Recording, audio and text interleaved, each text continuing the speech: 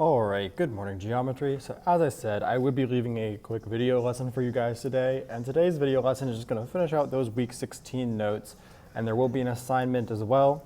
So please watch this video. I assume based on the fact that you're hearing me say this, you are watching this video.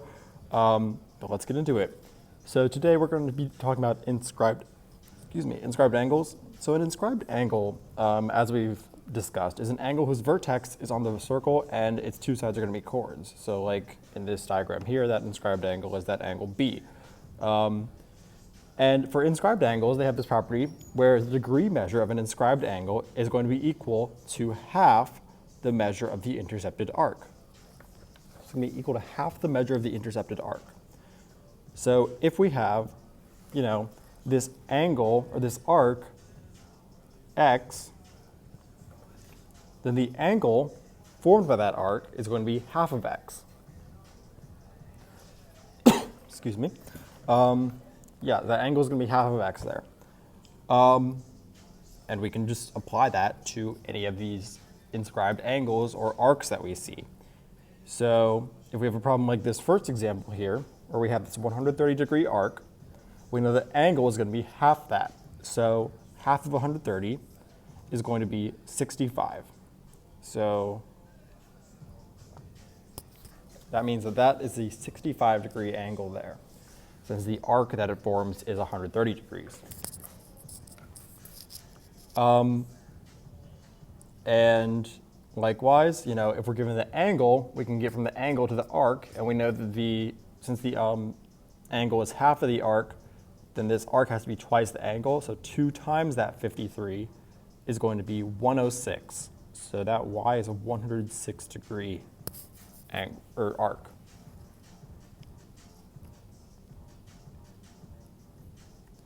And then we have, if an inscribed angle intercepts a diameter, so since the diameter is 180, then the angle is going to be a right angle because half of that 180-degree angle is going to be 90. So it's going to be a right angle. And that means that in this diagram here, the measure of this angle BAC is 90 because it's a right angle.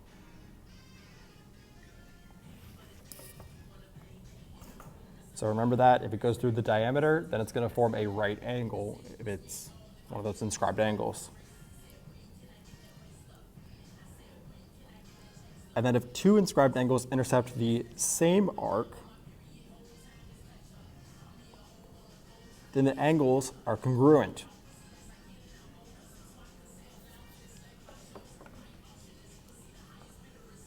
So that means in this diagram here, it says the measure of angle ABD, so ABD is this angle right here, and that intercepts this arc here. And I can see that this angle ACD also intercepts that arc, which means that angle ABD is going to be congruent to angle ACD.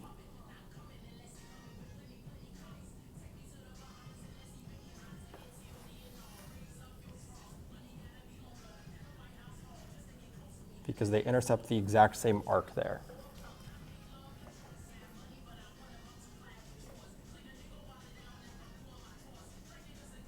So let's see some examples here. Let's see. Here we're given an angle, and we want to find the measure of this arc JML. So let's see. Here's JML. And so since we're given the angle, all we have to do is multiply it by 2 to get our arc measure. So 78 times 2 is 156. So actually, this shouldn't have been named with 3 letters, should have just been 2 letters because that is going to be a minor arc because it's less than 180. But regardless, it is 156 there.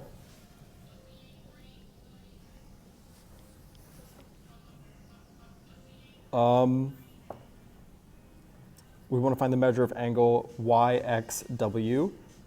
So YXW is here. And we're not given a measure for that arc YW. But we're given the other measures there. So we can do 360 minus both of those other measures. So I'm going to do my calculator, which I have right next to me. 360 minus 88 minus 164.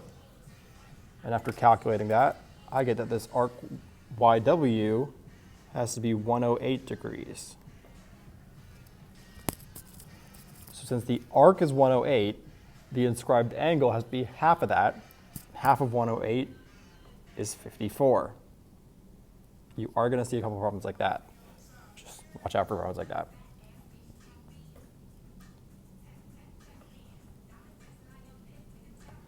And then this third example wants us to find the measure of arc FE. So here's arc FE. And that forms like this angle here. Okay, and then we have this right triangle. So we have a 65-degree angle, a 90-degree angle, and this other angle here. So let's see. I know the angles inside a triangle have to add up to 180. So I'm going to do 180 minus 65 minus 90. And I get that this here has to be a 25-degree angle. So if the inscribed angle is 25, then the arc has to be 50. So there we go. That's how we would do a problem like that with that inscribed angle. And also watch out for those diameters because they are going to form right angles. All right, next page. So in an inscribed quadrilateral, so as you can see, an inscribed quadrilateral is a quadrilateral that's inside the circle, then opposite angles are supplementary.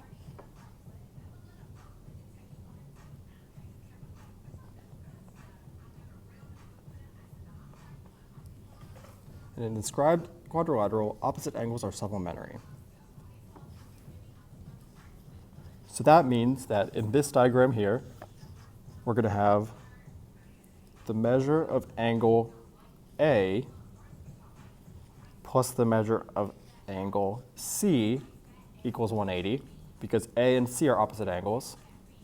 And also, the measure of angle B plus the measure of angle D adds up to 180, because they're opposite angles, so they're going to be supplementary there.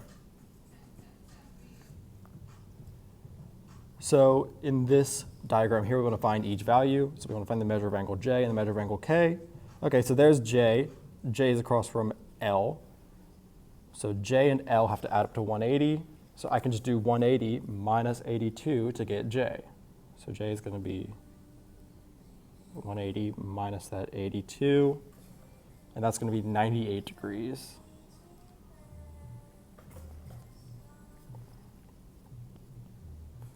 And I can do the same with angle K. So I know K is across from M, and M is 55. So K is going to be 180 minus 55, which is 125 degrees.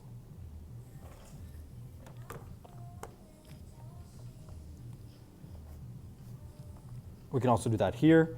So in this second example, it wants us to solve for x, and it gives us this K is 94 degrees and Q is 9x minus 5 degrees, and they're opposite angles, so I can just add them up, set them equal to 180.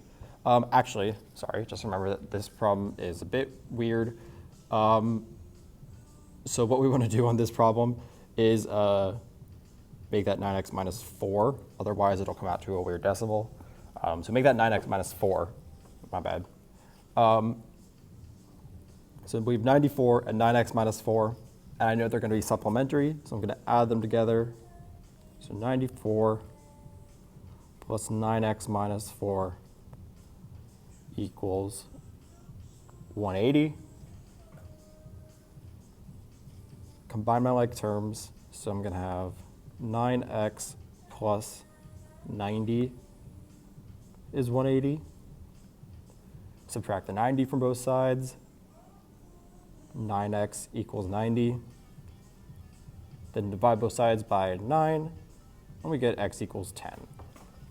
So if we'd kept that as 9x minus 5, we would have gotten like 10.1 repeating, which I don't want that as my answer.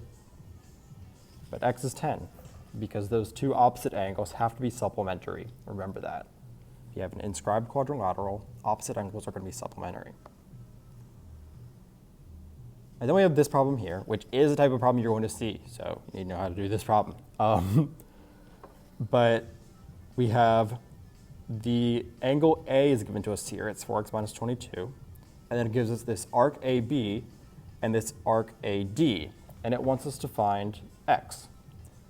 So to solve this, let's see, we can use our inscribed angles. So if we look here, we would need to know that opposite angle from A, which is this angle C.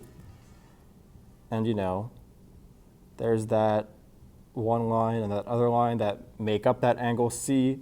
And then we can see that they form this arc here. So this arc BAD.